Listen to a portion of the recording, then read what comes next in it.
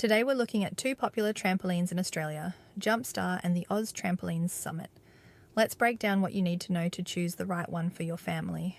And just before we dive in, if you're trying to find the right trampoline for your family, check out our trampoline quiz in the description. Okay, so I'll be comparing everything from size and bounce quality to durability, accessories and price, but make sure you stick around till the end, where I'll talk about what I think is the most crucial difference between these two trampolines. One that could completely change which model makes sense for your family. So both these trampolines have similar frame heights at just under 90 centimetres, but the Jumpstar has a taller enclosure at 265 centimetres compared to the Summit's 251.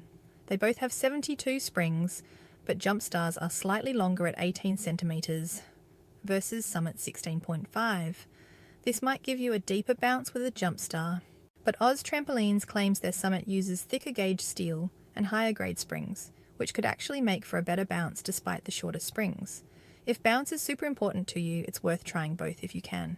For safety, both say they meet the voluntary Australian standards, which is great, but I should point out that on both models, the safety netting attaches outside the springs. This isn't ideal compared to premium models where the net's attached directly to the jumping mat, putting those springs outside the enclosure. Looking at durability, both use galvanised steel frames, but the Summit is specifically designed for harsh Australian conditions, with materials UV tested for 5,000 hours. The Summit also has a self-closing entry compared to Jumpstar's zip opening, and zips do tend to break over time, so that's something to consider. Weight capacity is another difference. Jumpstar handles up to 150 kilos, while Summit offers a 200 kilo combined capacity with 130 for single users. For accessories, the Summit comes with a powder-coated ladder, steel anchor kit, safety book and a net pocket. The Jumpstar includes a ladder, basketball hoop and a cool sprinkler attachment, but you'll need to buy the anchor kit separately.